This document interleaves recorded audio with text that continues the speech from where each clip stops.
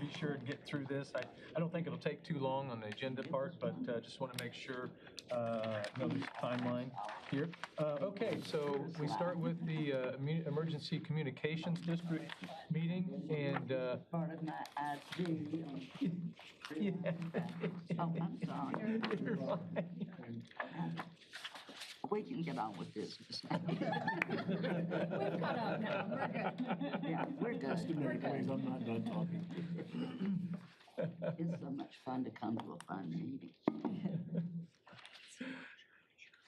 So we start with the Emergency Communications District meeting. Nothing new there. You do have Kathleen's report in your packet. I will just real quick, just give you the quick financial highlight of that. And you'll see there's not a lot of difference.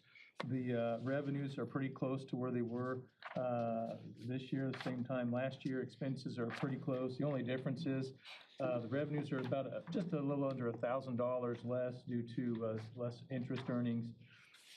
And the decrease in expenses are a little less because at this point, no current year cost for repairs and maintenance, machinery and equipment. So a little bit different there, but generally it's all tracking the way you'd expect it to track. That's really the theme of that to the Emergency Communications District. All right, so we'll go into the regular agenda. Let's see here. And we have, with the exception of the park board appointment, we have all consent items. You do have a proclamation for National School Psychology Week, just as an FYI. Let's see, as I mentioned before, real quick, Jane and I will not be able to be there, so just a reminder to that. And I don't expect Kristen to give a city manager's report. So. But also don't make me say no report 2 times in a row. No, I'm looking forward to that. I was just about to say, I'm looking forward to hearing that. Once in a lifetime opportunity I know, for you're me. right. Seriously. I'll be ready. Yeah, you can say no report and then no report. Be kind of like the commercial with UC Soros where he's like, no goals. He needs to pay attention to that. Yeah, exactly. Linda Lynch was left as city manager. We had really gone down the totem. She was worried that something would happen. So the first item we have is the participation in, authorization to participate in a grant program for driver safety. It's a real small item. It's a $5,000 grant. We put up $5,000 for a $10,000 total driver safety program to have public entity partners who is our property and general liability insurance carrier. They provide that, and with those dollars, we'll be able to train and go through driver safety training for all of our folks who drive regularly in the organization. So it's pretty straightforward, and that's something they recommended. That's a good idea to do. Any questions on that? Okay, item number 2 is a resolution that authorizes a change order in agreement with Prime Controls for SCADA generator monitoring hardware and services. This goes back to the conversation we had recently about some of the projects and things we listed with the dollars that would be freed up by not going forward with a racket facility. So relatively speaking for that, it's a small item, about just under $300,000 with a little over $29,000 we want to have in a contingency because there's not everything might be quite as well defined as we like. But what this basically would do is give you a little bit of history, is that we've used SCADA, which is supervisory control, and what's the second part? The data acquisition in water systems, wastewater systems. It's been around for a long time, but we wanted to extend that with our generators so you don't have to manually drive or, in person and check everything all the time. It's very inefficient, and the SCADA can allow you to monitor, adjust certain things, check fuel levels, things like that. And so we wanted to expand beyond just our utility system generators. Excuse me. So several, in 2021, the vendor we changed to Prime Controls, which is who we're dealing with right now. And a few months after that, the technology department started with the first phase of that, which was a change order that would allow them to develop the software to expand out to our other generators. But we weren't quite ready to deal with equipment and all the full integration at that point in time. But we are now, and so what we have in front of you is a change order to that agreement. And what it would do is we've identified generators for the police station, all the fire stations, the library, and our 911 tower site. And so we have generators there, to expand the SCADA systems and remote ability to manage those with all of those sites. So it's something that we talked just briefly about not too many meetings ago, and we have it ready for you now. So it's pretty straightforward and something that we wanted to do for a long time, and it really makes sense and will help us be on the front end of if we have a failure, even small things, could be maintenance issues, anything like that. We will be able to monitor remotely and know ahead of time and not have surprises with our generators. And that's really the key, is to make sure that the reliability is what you would expect from the generators. Well, it's such a Is huge the deal. generator at the service center in that fire station provides power for the Public Works Department and all of that down there? Jay, I don't know that. It does. Because that's critical in emergencies that there. Yes, in fact, I'll see who's, yes, it does, and I think that one's got the capability.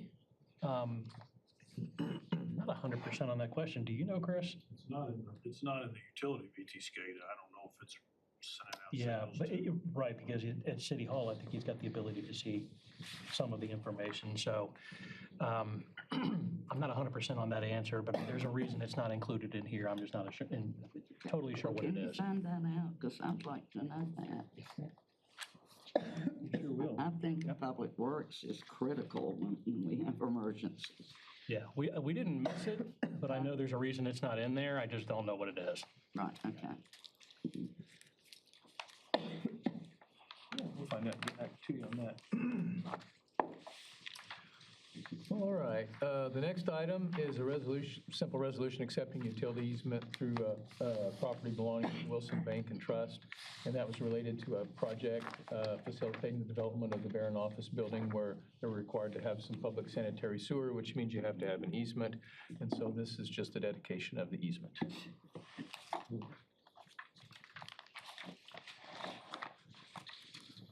Item 4 is a resolution that authorizes the use of a competitive sealed proposal process in lieu of a straightforward low bid process for a paving project at Cool Springs House.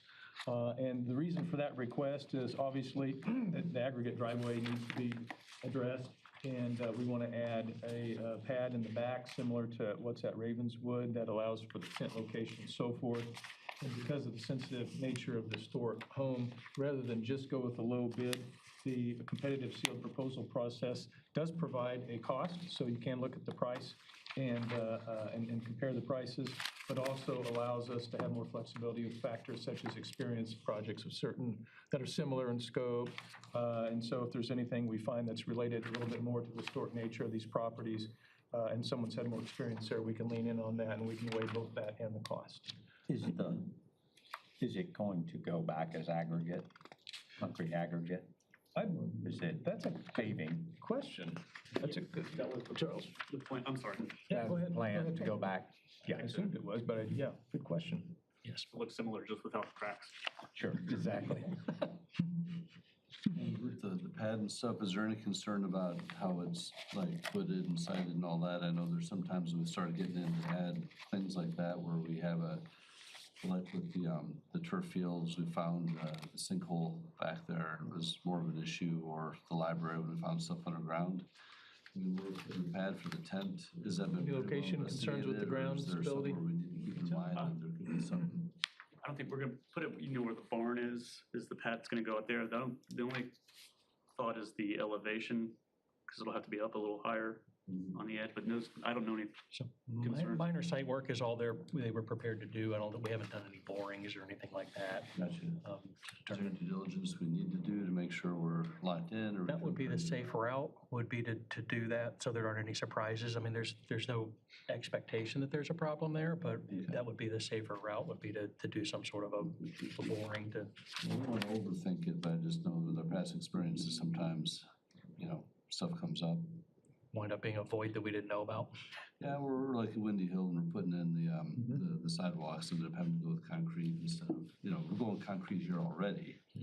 But it just it seems like our past couple projects, when we've been doing something simple, it's gotten more complicated. Yeah, we'll look into, if it's not too expensive, we'll do a boring and make sure the soils are gonna be suitable there. What's the size of this pad? Off the top of my head, the dimensions, I don't have, do you? I have them, but not right on there. I apologize. It's a standard tent, which would be, we're in a contract for a tent right now. About 40 by 20 or 50 by 20, something like that. Yeah. Not a Boy Scout tent? You sure? Okay. All right, any other questions on that item? I guess my only question is, I haven't been on an aggregate driveway in a while, but is that smooth enough to put tables and chairs and dancing on, or people walking in dress shoes? If they finish it properly. Yes. Yes, it'll be, hopefully. Well, that's why we don't want to go with the lowest. And also, you all said that, I guess you put a dance floor on the aggregate if people are going to be dancing. I saw something here Like about a a dance wooden floor. overlay, you mean? Well, that's what it sounded like. I mean, do y'all use a floor at Ravenswood when you have dancing, or is it right on the surface? I think it's a lot of times the vendor, we sometimes have just the regular surface, and sometimes they have those, it's like wood, Risers, wood risers Yeah. that they can dance on. it's done both ways. I got you, fair enough. Depends if we have breakdancing going on. You want it pretty smooth for that. All right. Very good. The fifth item is a resolution that authorizes the sale and disposal of surplus property. Now, you've typically seen this in the past as we collect surplus property. The difference here is that we typically work with Williamson County, and they have a facility, and we do this together, and there's room for our stuff and their stuff, and that facility is not available anymore, and what the facility they use is smaller and doesn't accommodate the space that we need to store our items. So what we're recommending is that vehicles, which includes trucks from parks, several Dodge Chargers, 3 Explorers from police, and some trucks from water services, the big items, and electronics would be sold via a pretty traditional site called GovDeals online that I think historically does pretty well. I'm not quite sure how it'll compare, but I know I'm familiar with that. It's been used and it does pretty well. And then asking for the items that it really just don't have any value, the small items such as office furniture, filing cabinets, other items like that, to have permission to donate those to Goodwill or another not-for-profit. Any questions on that item? Is the Williamson County, that's gone forever, or is it just not available now? I got the impression it's not an option going forward, unless something changed. But the building that was used kind of fronts where that 911 center is, and I think they're tearing it down. I think it's pretty valuable there, and we've been using that site with them for many years, so. Yeah, I know it's not a lot of money, but it was a little money coming in. It'd be nice if we could figure something out on that. Yeah, I think we'll definitely want to look at the results of this, and if the best we can, sort of compare and see how we did. Yeah, and going forward, we probably won't have anywhere near this much because of the renovation. We have a lot of furniture and stuff. But the auctioneer would be glad to do it for us. It would just cost us more. We wouldn't be sharing in the cost, and we don't really have a location to have it. Yeah. That's our dilemma. Yeah. So there's a truckload of IT equipment in here in terms of all the laptops and desktops. So I'm guessing what we did is I guess there's a Windows 11 upgrade going on right now that requires a hardware upgrade in a lot of cases. I'm guessing this is driven in part by that. But with all those computers, and to make sure there's no city data on any of them, so we're pretty comfortable with the process of getting those ready to sell, where they're all wiped properly and all that. Yep. Yes, that's been in the works for many years. Okay, fair enough. Yep. Yeah, I know, because that is a lot of equipment, and that'd be a big project if someone's trying to just do it themselves. Hopefully, by the time it made it to this list, all that's been taken care of. Yeah, it should be. Okay. And then the last item is just the appointment of the park board member.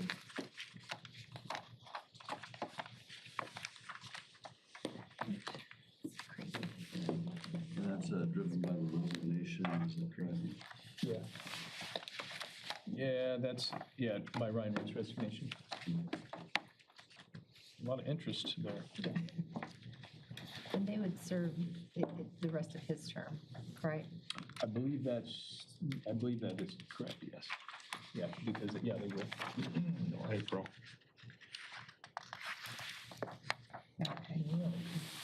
Any other questions? Okay. Pretty good, pretty straightforward agenda for you. So we'll move on into our items of discussion and start talking about e-bikes. We know you've been anticipating a conversation about e-bikes.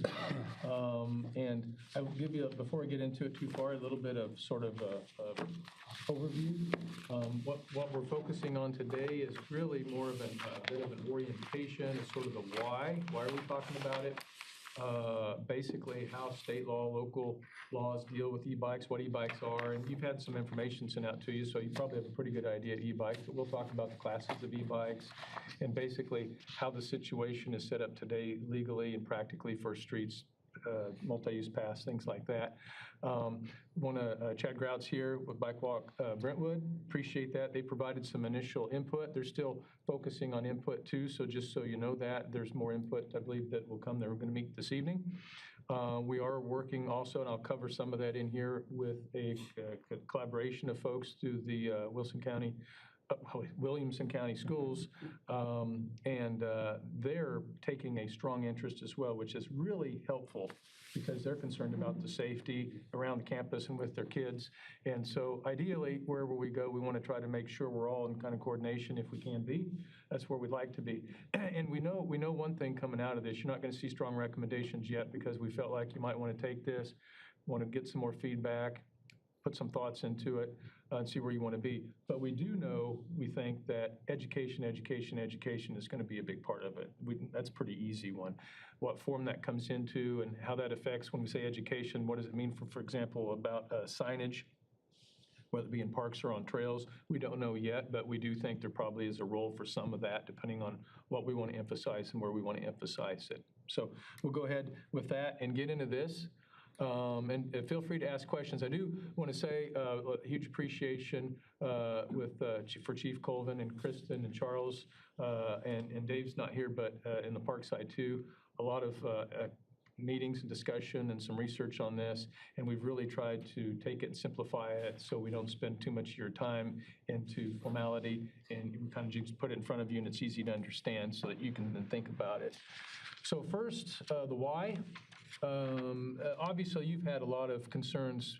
Wait, do we have any handouts, or we just have to operate from this? I like to take notes on stuff while Okay, we're let doing me it, make a note. We can be sure and get you handouts. as we're doing it.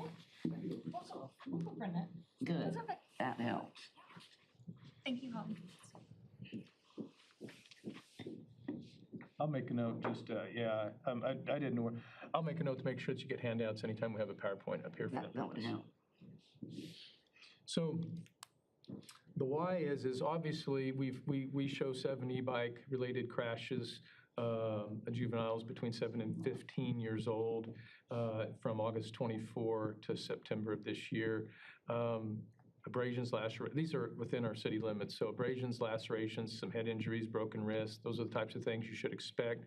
One bicycle crash that did not involve an e-bike or scooter, an electric scooter during that period. So if you ask the question, well, is 7 a lot or not?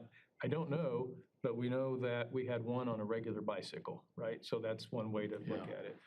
So that's just the ones we know about. Those are just the ones we know about. That's exactly right. There's a very good chance that that number is higher. We don't know how much. Sure. So, and you know that because of reports from citizens. It's not just about the nuisance of them. It's also about the danger and hazards and accidents. Near misses and. Yes. And the fatality was outside the city limits, so that wasn't part of this because that was actually in Nashville, close to. Yes. And again, wherever that happens, right, it does tell you about the potential for that, which is a concern. So that's why we're looking at that and why it's an interest to you. So sort of trying to simplify the Tennessee bicycle and e-bike laws. So bicycles are on the road are like vehicles, right? They have the same rights. They must follow the same laws as cars. E-bikes follow the same rules as regular bikes. The reason is e-bikes, to be an e-bike, even though there's power, you have pedals, right? So if you're pedals, by law, you're a bicycle, even with the power. So they're all one and the same from that perspective. So that means riders must ride on the right side with traffic. They're supposed to, I say supposed to, I emphasize that a lot. obey traffic signs and signals. Now, you won't always see that. Wherever I've been, I've not seen that consistently, but those that ride regularly recognize that and probably are more safety sensitive. You're supposed to use hand signals when turning, have front white light and a rear red reflector light visible from 500 feet. So those are the rules that you should have for bicycles and e-bikes. Helmet rules: under 16, helmets required on streets and sidewalks, and under 12, so parents must ensure helmet use and child seat restraint if under 40 pounds. Probably not going to see someone between, like 8 and 12 years old under 40 pounds, so you kind of have a couple categories there. But anyway, certain safety expectations there. And helmets are included. Those are a big safety expectation for kids.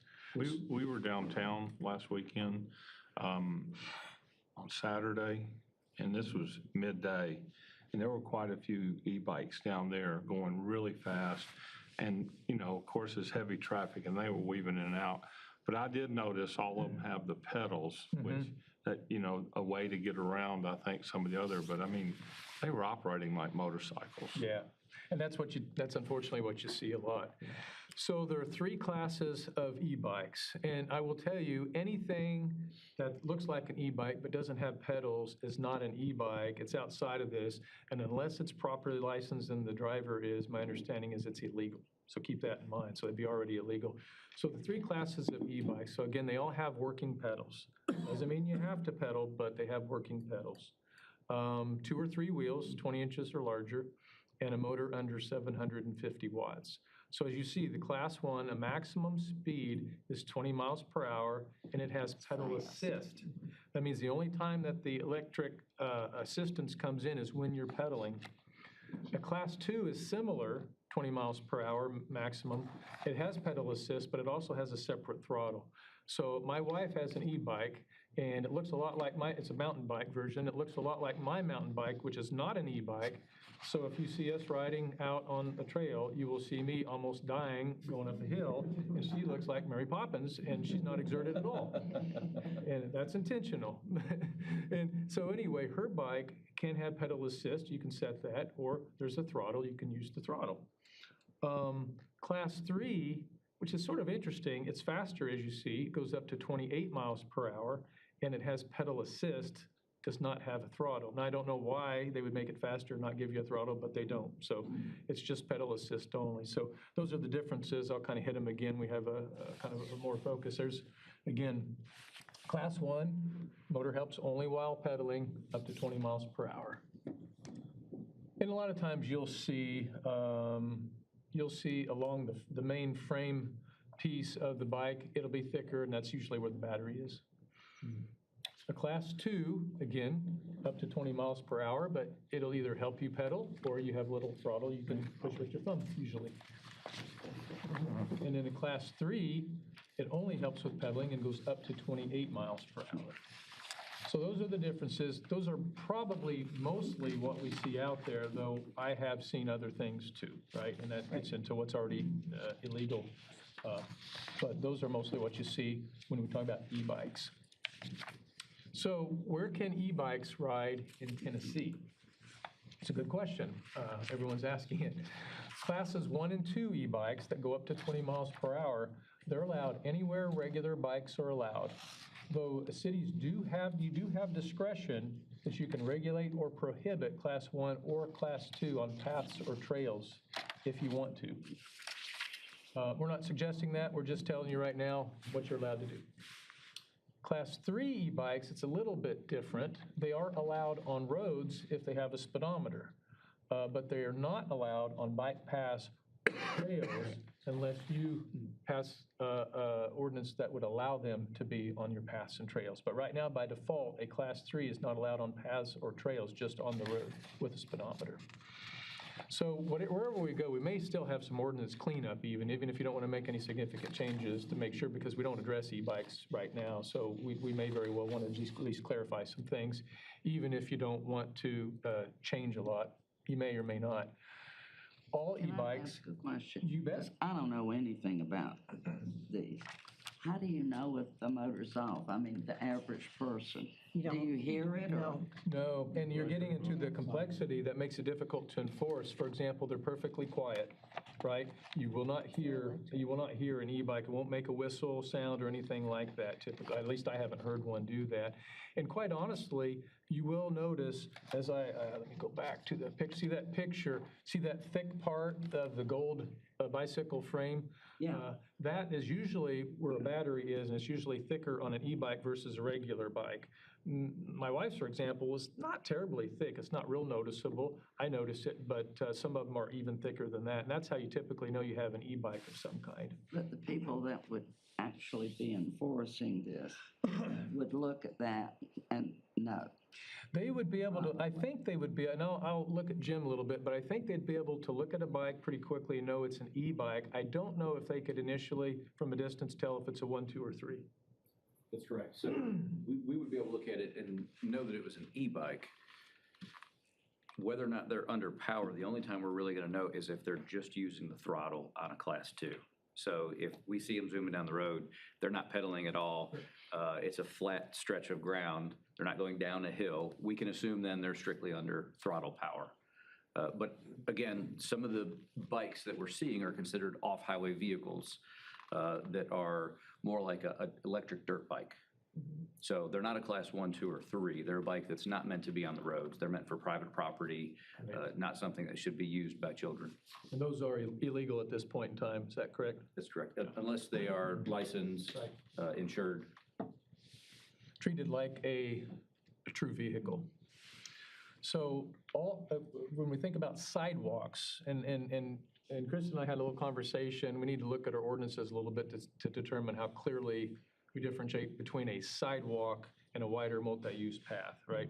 But I think of sidewalk as a narrower 4 or 5 feet at the most with a type of a path. That's practically how I look at it. So on sidewalks, you can ride e-bikes if the motor is off, which means you're supposed to pedal under your own power only, which can be difficult to determine if you have power assist because your feet are going to be moving. It's hard to, you're not going to be able to look from a distance usually and know that unless it's a steep hill and they're going really fast pedaling and they're not breathing hard. You can probably tell it's an e-bike, right? That'd be my wife when I'm, trying to keep up. And they must follow traffic laws, but not all, we won't get too deep into this, but not all motor vehicle rules apply, but it goes back to bikes and the typical application that you would have for any bicycle on the motor vehicle laws. So I want to cover the preliminary, some recommendations from Bike Walk Brentwood, and these are specific to public paved paths. They're still talking about like in the street, what their thoughts are there, but, and I really appreciate getting this input. This is really helpful. So their thoughts are on this, and they included e-bikes and e-scooters. Now, we haven't talked a lot about the scooter. Now, the scooter is that small platform you see kids standing on with the small wheels, really tall handlebar, and they're holding it like that. That's a scooter. Some of those are foot power. Now a lot of those are electric as well. So right now, we're sort of considering them in the category of e-bikes for this purpose. But I think, again, if we look into ordinance changes, we just need to be sure if we intend to do that, our definitions are good. I thought we had something on record about scooters already. The only thing we have on record for scooters were the dockless vehicle systems to prevent things like the bird scooters and the limes from just being dropped off by companies. Okay. where people can Commercialized Yep. versions. I knew there Yep. was something. So I couldn't remember. again, as Jason just said, it was more the commercial use and the rental, and we just didn't want to turn into downtown Nashville with them just being dropped on the corner. So we did prohibit those. Well, I haven't seen them here yet. In other cities, I have seen a number of different takes on this, like the single wheel electric. Yeah. Ability to kind of stand over. Yeah. I've seen some that look like snowboards with a big wheel in the middle. In fact, I have seen that in Brentwood. There was a guy during COVID used to ride one down Concord Concord Road. Road. And they're fast. Yeah, well, they are. I would die on one. I know that. Definitely possibility. That's, that's. I don't know how they balance all While we're those. doing this, if those things fall under the scooter part of this, or if that's a completely different class of vehicles from a legal standpoint. I'm trying to remember the definition, but I don't think those are covered in it. Maybe they Does it are. have to have two It might say 1 to 3 wheels, so they might be. I honestly don't But remember. the 20 inches Yeah. They're not gonna probably, I don't think it's a 20-inch wheel. 20 inches is a BMX bicycle, Those I are about believe. 12-inch wheels. No, yeah, No, but smaller. going, the definition of scooter is separate from the bike, so Yeah. that's what I was thinking Oh, of, whether yeah. they went under the scooter, and I don't recall. I'm just So- making sure, because Yep, I mean, like I absolutely. said, say right up front, I've got mixed feelings in the sense I want to have safety, but I also like the fact that people have non-car ways to Right, get around the right. city, Mhm. which I think will be more important, not less important, if congestion keeps being an issue. So But it I may don't be, want to I'm sorry. categorically Yeah. prohibit them. It may be that wherever you go with e-bikes, you may still wish to go with scooters and that as well, because they're all electric. And if so, we'll need to make sure when we draft something that the definitions include that. So it's something that we have on our list of things to consider in there. So the recommendations from Bike Walk Brentwood is allow Class 1 and 2 e-bikes and e-scooters, which go up to 20 miles per hour, right? Just in other words, don't ban them. But consider banning Class 3 e-bikes that go up to 28 and golf carts. Now, golf carts right now you've already addressed, so we don't have to worry about that. There may be occasional enforcement where we catch them out there, but generally we address them. And then again, this applies to public paths right now. We're waiting to get some recommendations. They're going to talk more and tell us if there's any change in the perspective in public roadways and just get their thoughts on that. And so some recommended rules for safer shared paths, things they'd like us to consider. Speed limit, maximum 15 miles per hour for bikes, e-bikes, and scooters. Okay, one of the things, that makes sense. I think that makes sense, and it's possible even in parks, you'd want them to go slower with trails in parks because you're hearing some of those complaints. What we have to consider, what you may want to percolate on is it's from an enforceability, you could create an enforceable speed limit, but it's very difficult to enforce. So an option could be a cautionary speed limit. There's lots of ways you can say, hey, we don't want you riding any faster here. Do you want to make it an enforceable, which is difficult to enforce? I won't say impossible, but it's difficult, especially if you want to take time off from other enforcement to do that in those places. But that's just something for you to be thinking about. But their recommendation would be 15 miles per hour maximum speed limit. Some of this is kind of straightforward, but probably going to be part of our education and signage perhaps.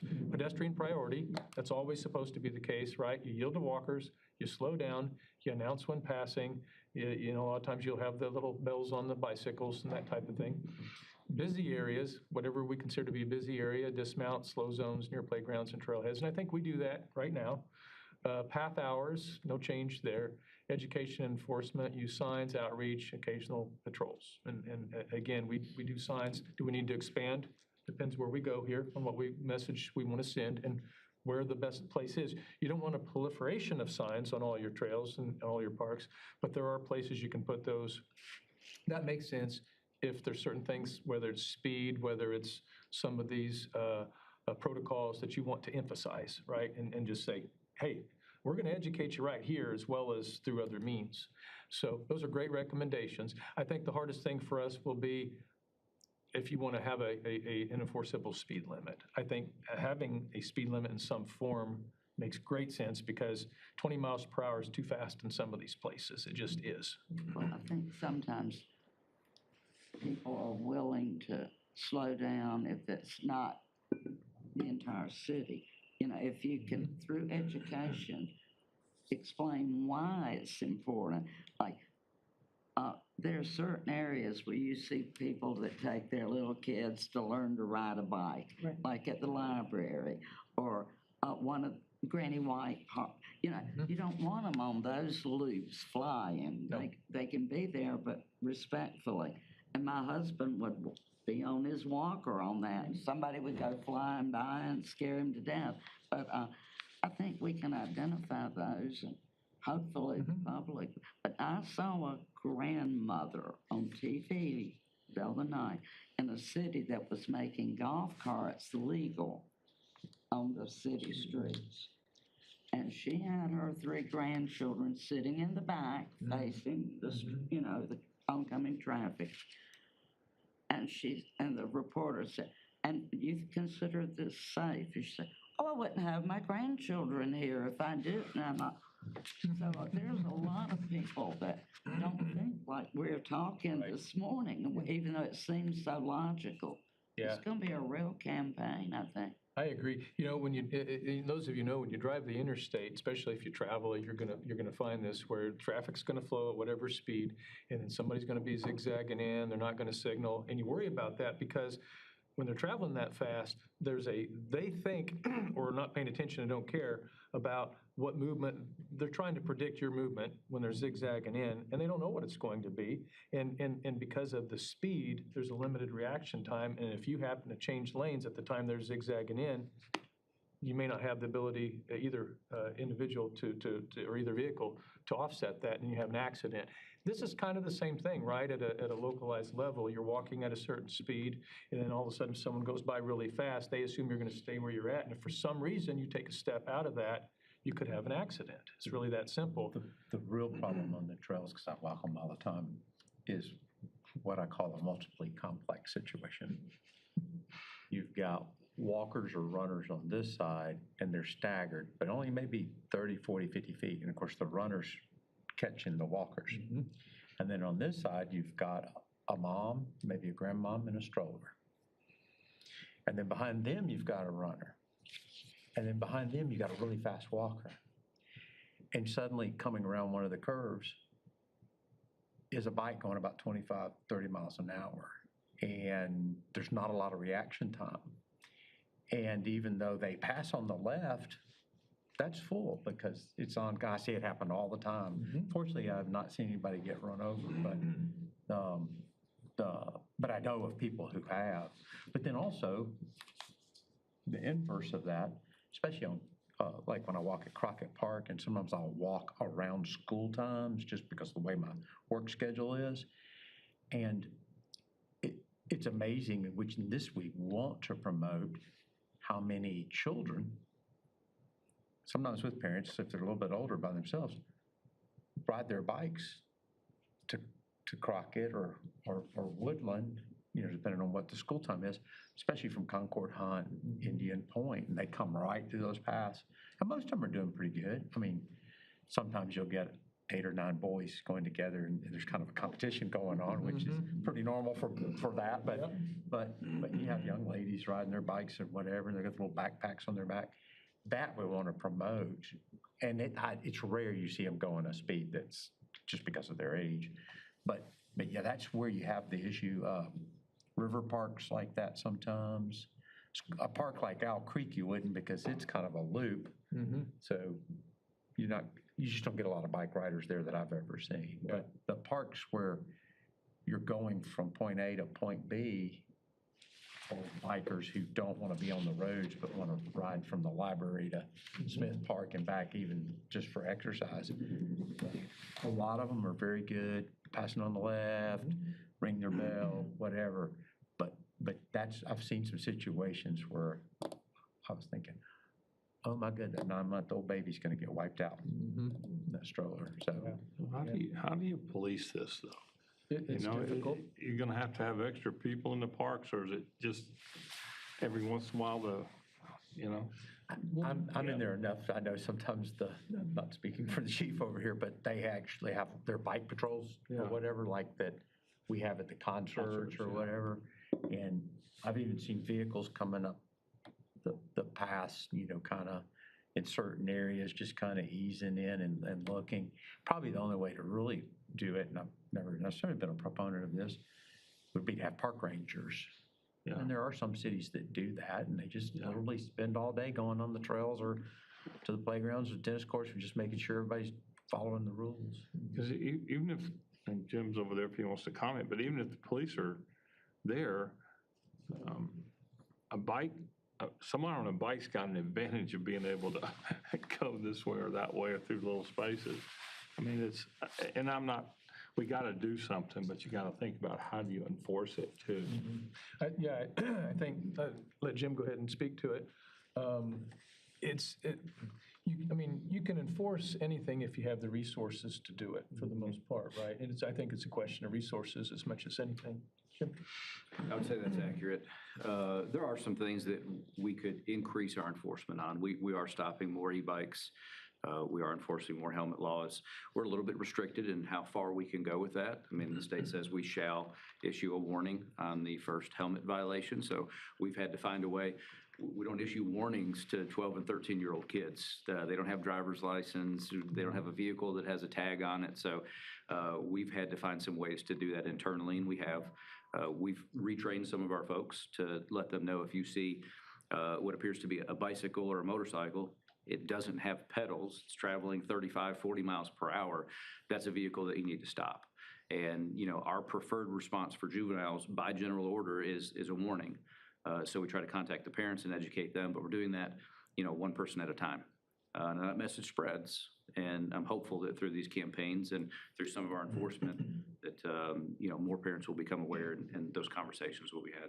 Not to put more admin, Nick Surrey sends us that report every week. If there was a tab that included information about warnings or citations given, would that be a big ask to say, could we start getting a report on that? I don't care if it's once a week, once a month. I just think as commissioners, I personally would just like to see, Or you know, even just a count of how many, Yeah, you know, just a like if count. there were So we have 15. a monthly report that we do every month. It breaks out a lot of the citations that we issue, breaks them out by offense, same thing for arrests. And that's something that I could share. okay. Absolutely. Just be We get interesting some to of that watch in our monthly report anyway. I feel like. Yeah, I mean, the monthly report has changed a little bit recently, but yeah, every month we put together that data. Now, it's not going to specifically say e-bikes on there, but it'll have the different violations listed. Yeah. That would help, I think. just Ragsdale for about us. a month ago on the, Ragsdale and Sputlog, approaching Ragsdale, but I turned off of Wilson Pike and started up, and it must have been one of the ones without the pedals.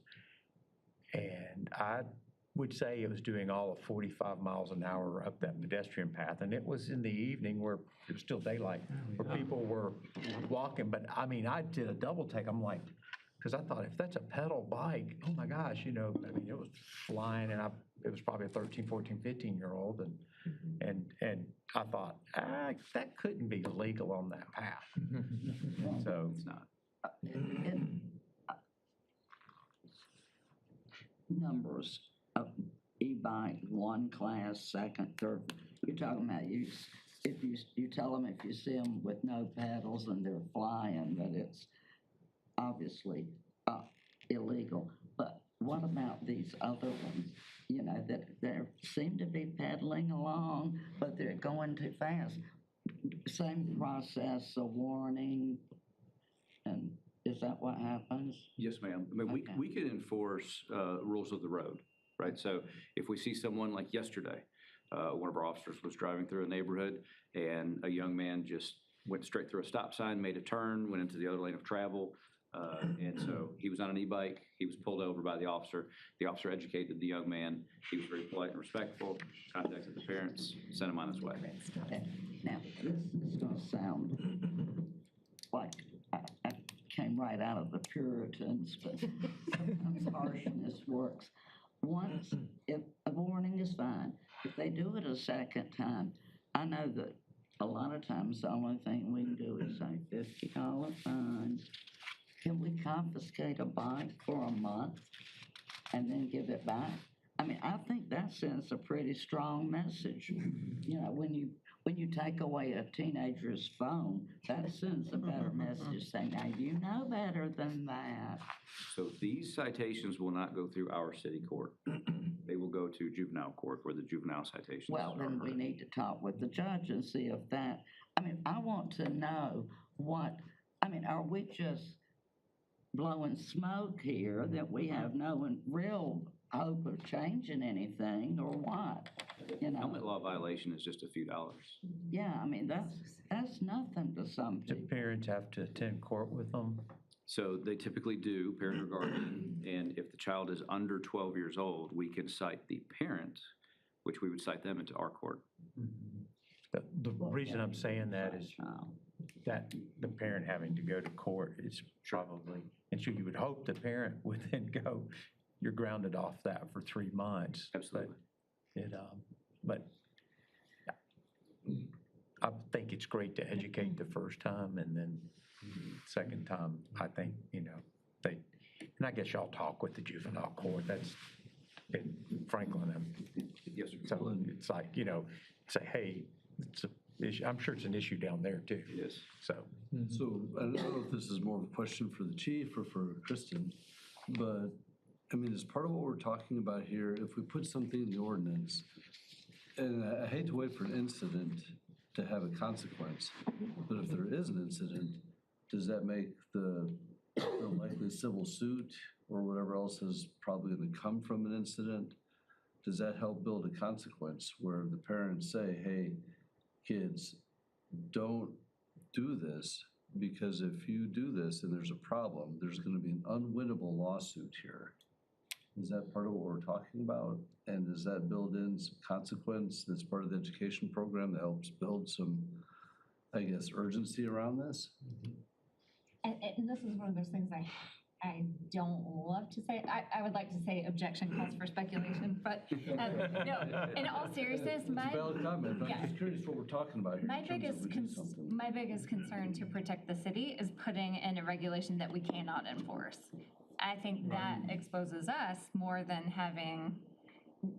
me worrying about someone else's civil suit, if that makes sense. And I'm not saying that that's what you're saying, but that's my concern. If we put a regulation in place that we know we don't have manpower to staff, then that becomes a suit against us that says you chose to not enforce it. So, that is when I get concerned, So we have to be really careful Yes. not to do that. Right, so we need to be we ready use X and amount of willing and able to, hours a month, which they would have on record, police department, X amount of hours patrolling, pass, Right. whatever, and can show, then I guess we could say we are enforcing it. likely, yeah. But again, it's hard for me to speak on behalf of Yeah. the chief to say that he has staff to do that right now. The speed question, so- obviously, like in traffic, you have a speed gun, a radar type situation.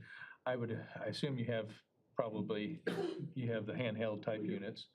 So technically speaking, you could go check speeds, and you would need to if you're gonna say they're speeding, because you're gonna have to prove the speed, right?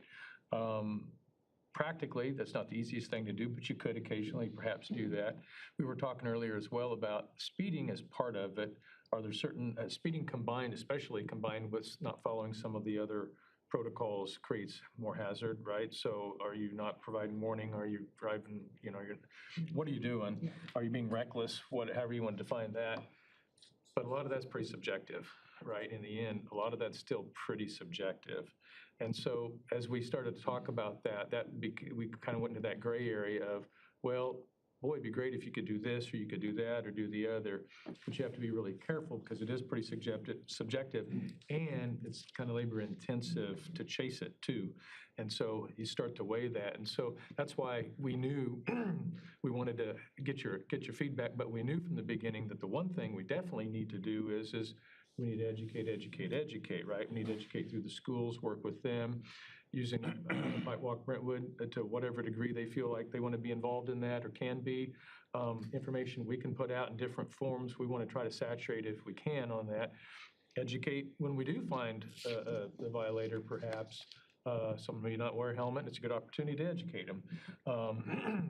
So we know we want to do that. And again, coming back to like speed, initially, I think we should at least have what I'd call a cautionary, even if it's not a fully enforceable, because it's an education opportunity that says, we want you to go 10 here or 15 there, whatever it is. We need to determine what that would be. Maybe it's 10 in the parks on the trails, maybe it's 15 on the multi-use pass. But whatever it is, put it out there. A lot of people believe that's kind of a rule. And quite honestly, most will be like, yeah, I should slow down. Not everybody. We're talking about kids, though. Yeah. That's not in their vocab. And it educates the parents a little bit to help educate the kids, because part of our education actually is to the parents, because oftentimes the parents don't really quite realize what these things are. And we're all learning at the same time. And it's about educating the parents to then parent the kid with those. And that's the biggest Like effect. that grandmother. I mean, Yes. You'd think anybody would know that is not so. That's what I mean. It's going to not just be kids, but it's going to be other people. Do we have a budget for education? I mean, I think we really need to go all in on getting this message out. One thing we had talked about, Were you going to say something? I was just going to say real quick, we don't have anything specifically for this, but I'm sure we could do quite a lot of education with the current budget we have. We'd have to look deeper and say, what's the whole package look like? And then what's our part? What's the school's part? What's someone else's part? I think we could do a lot without coming back and saying, give us $20,000 or something Well, like that. I can't speak, of course, for everybody, but if you can't, come ask.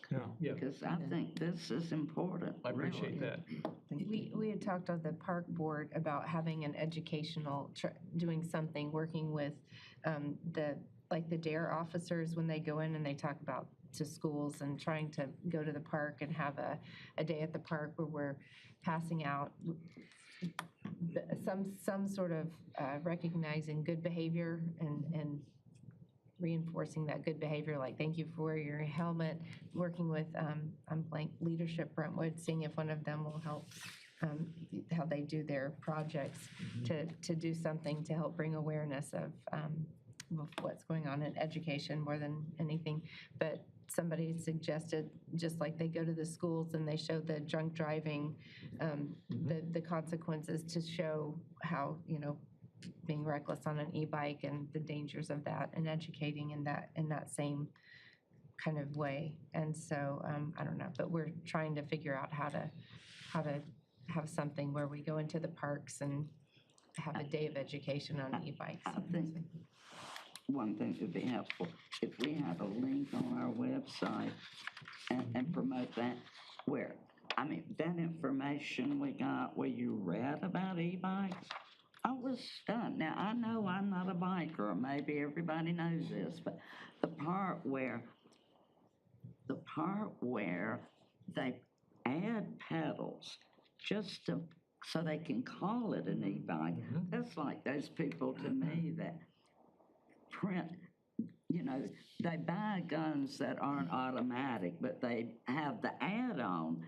It's a loophole. Yeah. And that was stunning to me.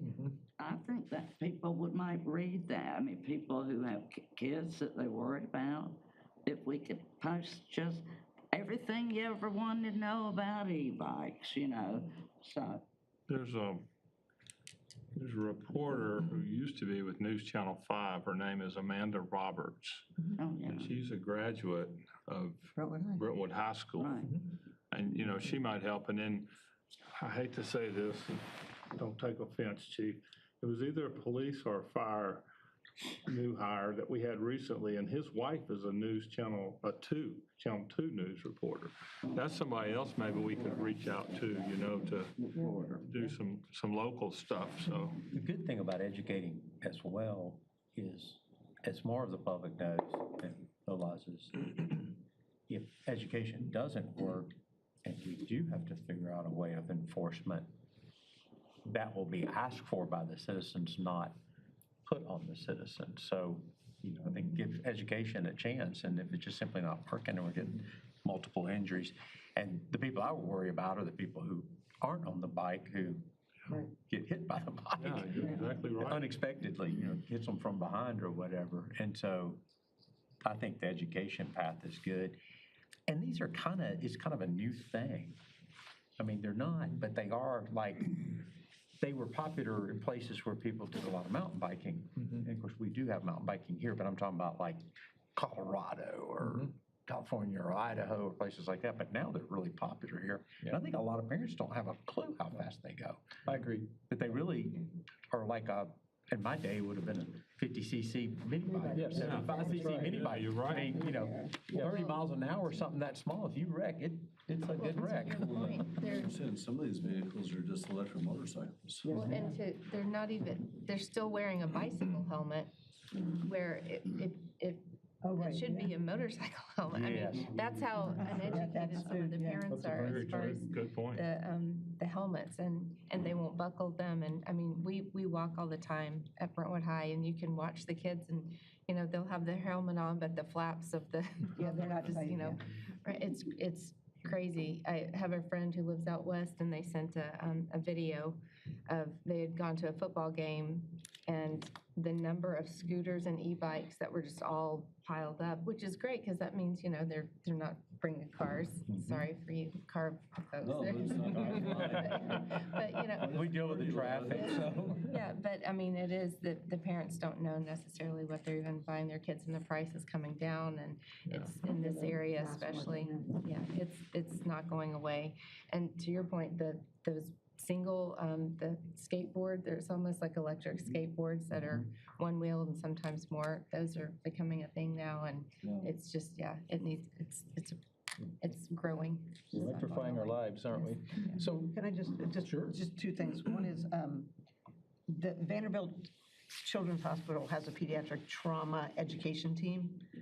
So they come out, like, they do some bike safety things, they come out to communities. I don't know if we would qualify for our demographic, but that would be a place to contact because they're mostly concerned with head injuries. But they may already have some resources out there.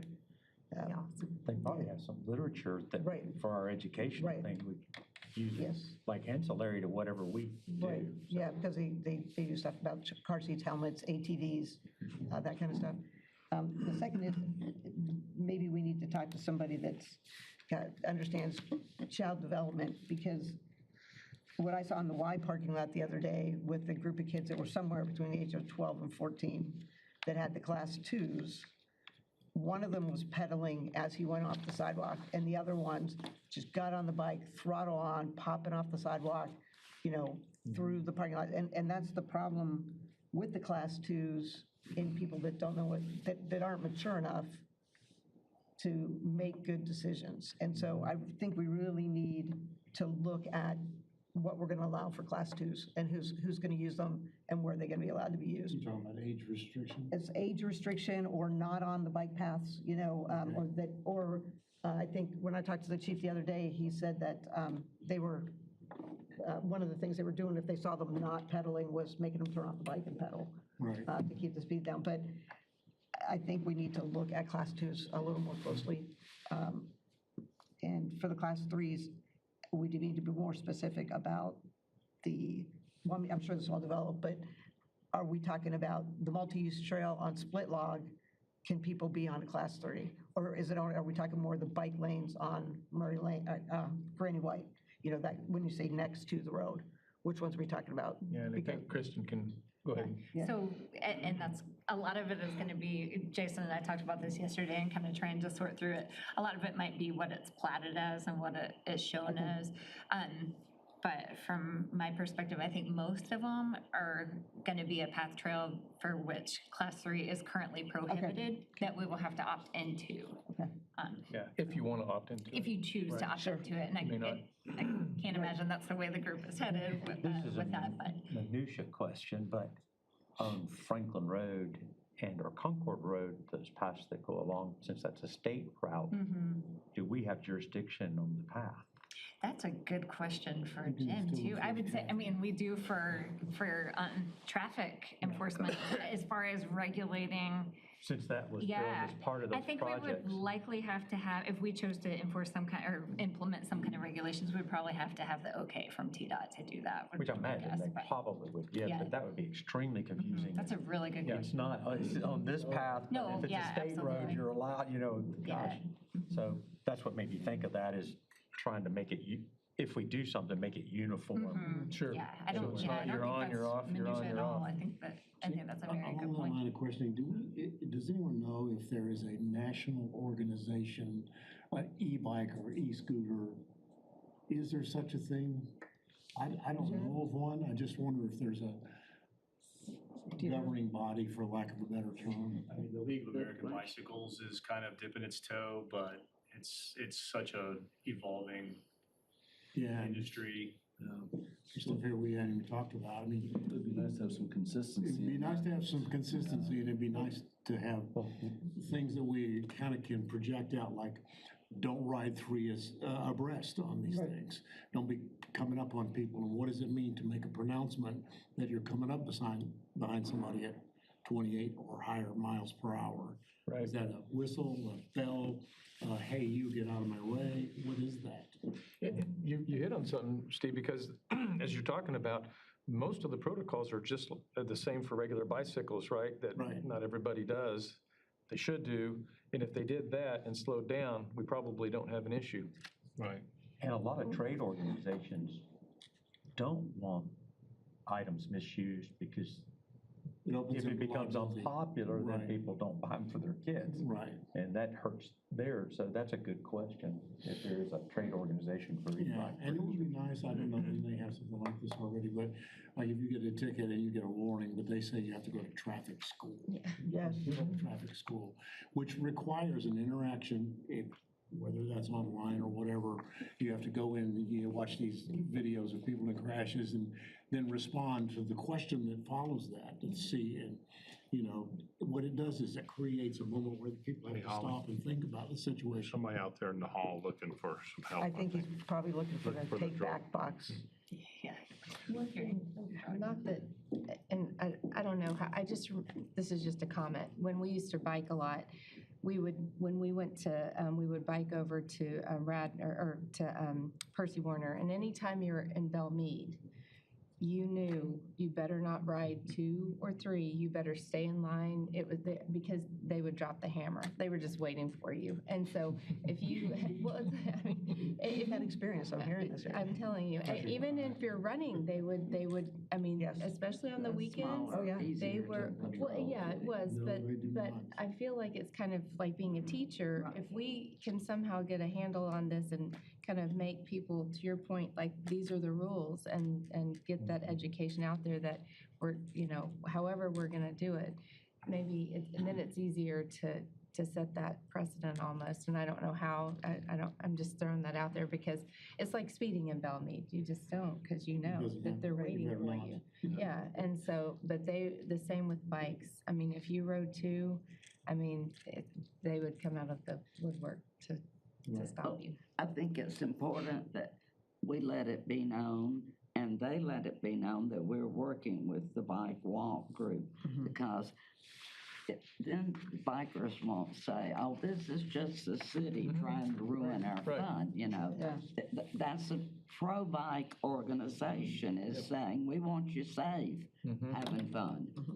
It's a pretty good segue. Some of the educational emphasis now, the Community Relations Department's working with Williamson County School System, includes the Sheriff's Office, also City of Nolensville, Franklin, and Spring Hill, trying to coordinate a public education program. So one of the things they're doing is they're trying to develop an e-bike safety PSA video contest, so we could have safety video, which is kind of cool. It's getting the schools involved. There's an award. The other thing they're doing is they had an initial meeting, and they'll have future meetings. They have a team, and they're trying to think about, from their perspective, the school's perspective, what additional restrictions there could be that make sense for e-bikes on campus. That's where we'll want to see the outcome of that and see how that meshes with what we're doing, right? And ideally, you want to complement that. Doesn't mean that we have to. It doesn't mean that it'll make sense, but you kind of think common sense people going after the same outcome, you're going to kind of probably start getting pretty close to the same solutions. So we're a part of that, and we want to see where that goes as well. So that's part of the educational emphasis. And so that's sort of a segue, questions and discussion. But today, we wanted to kind of get you started, really get you thinking about this, taking notes. We're not expecting necessarily straightforward direction today, because you may want to see what Bike Walk Springfield's final recommendations are. Might want to give a little bit of time for the school process as well. We obviously know, and it sounded like there's pretty unanimous consent that we need to be thinking about an educational campaign from all sorts, right? And then from there, though, if you think about regulations, things that we would have to enforce, this gives you time to think about, does it make sense, does it not? And then we come back and have a conversation, we'll schedule a follow-up, and then really try to figure out where you think you might want to be. In the meantime, though, you may have a lot of questions or say, hey, you might think about this, just email them to me. I'll kick them out to our staff. If we need to do more research, look at this, look at that, we will do all of that, bring all that back together for you. And also, the education's good. We already have enforcement. It's just, it's, in other words, if there's a situation and you see whatever, so, but I think the education will even be better. And then also leaves less excuse if you have to enforce, because the information's Right. out to the public. And when I say education, and I think somebody mentioned it earlier, it's education and monitoring. So wherever you go, whether there's a change in the ordinance, there might be a cleanup, but whether there's a regulatory change, whether you come back and just say, let's just start with education, whatever it is, whatever we do, we want to look at it for a period of time, see what kind of, is it having an effect? Does it show up in the data? Does it show up in comments and concerns emailed to you? You know, does that go down? Does it stay the same? Does it get worse? We'll try to figure out ways to at least try to monitor any effectiveness. It's kind of difficult, but we'll try. In terms of collecting data, and I don't know if this would be Charles or if one of us can do it, I wouldn't mind doing it, but if we could contact like a principal or an assistant principal at each of the schools, high school, middle, elementary, in our boundaries, you know, that would be affected by and just ask them for, go out on Monday, Wednesday, Friday of next week, unless it's, you know, raining and snowing or whatever, but how many bikes do you have? Like, no other Do an information, inventory. just how many bikes are in your parking lot? You know, because it does vary, What but, kind? right, if they can, yeah, if they can figure that out, but, We want to know how many e-bikes. yeah, I mean, if or they can just figure it buses. out, but, you know, because it's definitely getting to be more. You know, you see them on the trail and around the Y, the kids going to Lipscomb, and up at Holy Family, we see the kids from Rocket and Woodland. Anecdotally, what I see, elementary and middle school, Right. I mean, which I think is a wonderful thing, but I'm always amazed at how many bikes Right. are there, or scooters Yeah. or e-bikes. But that way we would know, we would have sort of a target, you know? Sure. If it's only That's a good 5 thought. kids, then how much effort do? Yeah, I think, Direct. Charles, I'll look at you, but that sounds like it's a great task to work right through that joint group you have, and they already have the connections there, and it should be pretty easy. We've met a few times, or once, but Yeah. emailed with the PIOs in the Williamson County, Carol Birdsong. So yeah, I can put out the call for some information. Yeah, I mean, even if it's just our schools, you know, that would. And some, you know, the sense I get, and some I'd really like to make sure we're focusing on is our posture towards this. My impression is that everyone is trying to make sure that we're encouraging this, not discouraging it. Because what we're trying to do is have a safe framework so that we can have more ride your bike to school, we can have more use. And frankly, back to earlier point, I think a couple people mentioned, as a guy in the car business, I guess, shockingly in favor of finding ways to not have to drive your car. Because I do think that in a community like Brentwood, where we've been very intentionally not interconnecting our neighborhoods for cars, this may be one of the few things that helps us have a safety valve for congestion down the road. So unless we, you know, start doing something else, I mean, trying to figure out a way to do this safely and encouraging the use of it so that it's used more, not less, is how we keep getting around our city if congestion keeps being an issue. And it's funny reading, like we're talking about the 2030 plan being updated to 2040, going back and reading the notes from like 30 years ago, that at the time congestion was the worst thing going, you know? Well, that's still true. That's what I'm saying. Yeah, congestion's a for real thing, and so keeping an eye on this. But while we're doing it, also to the point Christian made, you know, really emphasizing the idea that we don't want to have contrary regulations in our city that are different than the state, trying to maybe have some additive regulations that complement what's already in place so that it helps us have a safe framework to encourage the use of these vehicles. So I think it's all having that posture is really, really important going forward and keeping that in mind. Because I think it would be pretty easy to scare people out of using them, but I don't think that gets us where we mean to go. Well, I have learned one thing that's important to me personally. I've been giving a lot of older people credit for pedaling like crazy around this town when maybe they didn't deserve it. And I've been so envious at what great shape they were in. Yeah, I know the feeling. Mayor, Jason, if I may, Mayor, if I may relate it, just because this is something that kind of weighs heavy on my heart. Places like this Somerset subdivision, I've had reason to go out there. That neighborhood stays in close contact with me about pedestrian-related issues there. Right. And I've had the opportunity to observe the kids going to school, coming from school, watching what happens. And in that neighborhood, the only solution that's really going to make that environment safer is sidewalks. But our rubric has been, we're not going to use eminent domain for sidewalks. Yet one neighbor or one house or two houses or three houses could hold up a safer environment for those kids. Yeah. And Safe Routes to Schools is a big national initiative. Yep. And something like one or two or three residents holding up a sidewalk in a community, or the city's unwillingness to put more money toward it, keeps it from happening. Yeah.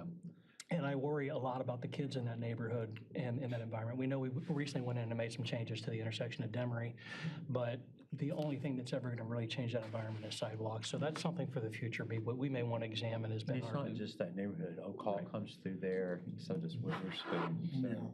And so what can we do to facilitate the development of more sidewalks in neighborhoods? And I will make the comment that I personally don't think eminent domain is off the table for sidewalks or other things anymore that's off the table for roads. Or I know we've had situations where we've said as a city that we didn't want to use eminent domain for a specific circumstance, which is absolutely appropriate for the commission. But categorically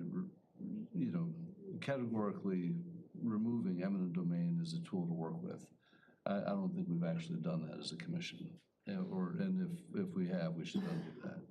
Because we need to look at the tools that we have for the better use of the community. Someone doesn't object. What's that? There might not be as much objection as we think. People have started liking walking on sidewalks in their neighborhoods. So folks that might have once said, oh, I don't want that, they might think that's a pretty good thing. So. Well, and the safety factor of that's a little different. I mean, that's a Right. I very remember important. teaching over there at Holy Family and all those children after school. Wow, the bikes, and that's a good thing. It is. And walking, the little walkers too, that Yeah. was a problem. To your point, one of the neighbors reached out and she said, how can one person hold this up out of the street of however many houses are there? And she said the one who objected, and they're really frustrated that one house can prevent if It's not an insignificant impact to a neighborhood like that because they don't have large front yards. It's a fairly compact neighborhood. So for those who, on the side that gets the sidewalk, there is a bigger impact on them. And some of them have landscaping, irrigation, and things like that. They're going to be, disrupted. But even still, it might be a heavy lift, but it might be a lift worth lifting. Yeah, and don't misunderstand, I'm not trying to make eminent domain just our favorite go-to tool. I think it needs to be used very, very, very sparsely and judiciously. But I think categorically taking it off the table would be a mistake for the commission. Makes sense. When you look at a lot of things that the municipal government does, Crystal knows, it comes back to time, place, and manner, right? And so is it the right time, is it the right place, is it the right manner? And you have to look at each situation and try to figure that out. So. Well, that's, I think, always been the policy, Nelson, that it's not accepted that we're just gonna go in and exercise eminent domain because somebody wants something. Yeah. But there's always an exception.